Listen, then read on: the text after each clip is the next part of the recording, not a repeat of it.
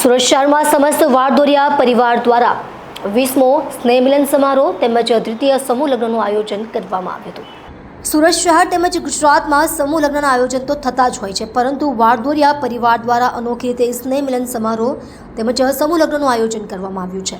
પરિવારજનો દ્વારા આહવાન કરવામાં આવ્યું હતું કે સ્નેહ મિલન નહીં પરંતુ સ્નેહ મિલન સાથે પરિવારના દીકરા દીકરીઓ સમૂહ લગ્નમાં જોડાય અને સમસ્ત પરિવાર આ સમૂહ લગ્નનો લાહવો લે તે માહિતી થઈને આયોજન કરવામાં આવ્યું હતું અને ગુજરાત અને સમગ્ર દેશમાં એક મેસેજ જાય કે સમૂહ લગ્ન કરવા હોય એ પરિવાર પણ સમૂહ લગ્ન કરી શકે તેવા આશય સાથે આયોજન કરવામાં આવ્યું હતું।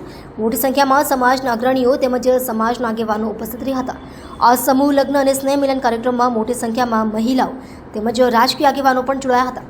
સમાજના પ્રમુખ ભાવેશભાઈ બવાડાવાળાએ જણાવ્યું હતું કે સમૂહ લગ્ન સમસ્ત પરિવાર હાજર રહે તે હેતુ થઈને આ આયોજન કરવામાં આવ્યું હતું અને સમાજના દીકરા દીકરીઓ સમસ્ત પરિવાર સાથે આ લગ્નમાં જોડાય અને પરિવાર આ લગ્નને માણી શકે તે હેતુથી આ આયોજન કરવામાં આવ્યું હતું। મોટી સંખ્યામાં દાતાઓએ દાન કર્યું હતું અને સમાજને એક નવો મેસેજ આપવાનો પ્રયાસ કરી રહ્યા છે તેવું ભાવેશભાઈ દ્વારા જણાવવામાં આવ્યું હતું। ભાવેશભાઈ કાળુભાઈ વાડદરિયા, ગામ બવાડા, વાડદરિયા પરિવારના પ્રમુખ। કેવા પ્રકારનું આયોજન ને કઈ જગ્યાએ? અમારું 20મું સ્નેહ મિલન અને 4 દીકરીના મંગલ વિવાહ ગુજરાતની અંદર અમે ફર્સ્ટ છે કે સ્નેહ મિલન સાથે 4 દીકરીના મંગલ વિવાહ।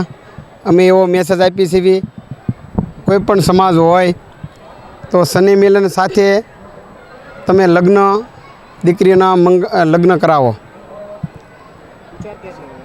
વિચાર મને એવો આવ્યો કે ભાઈ આપણે સ્નેહ મિલનની અંદરમાં બધા ભેગા થઈએ છીએ તો આપણે ખાલી બાળકોને ઇનામ વિતરણ કરીએ છીએ તો મને એમ થયું કે આપણે દીકરીના મેરેજ કરવી। આવતા વર્ષે કેટલા દીકરીઓના મેરેજ કરવાની? આવતા વર્ષની અંદર અમે 11 દીકરીના સમત વાડદોરી પર 11 દીકરીના મેરેજ કરવાના છે। સમાજને હું મેસેજ આપું છું બધા સમાજને કે તમે સ્નેહ મિલન કરો છો પણ હારે હારે દીકરીના મેરેજ કરાવો।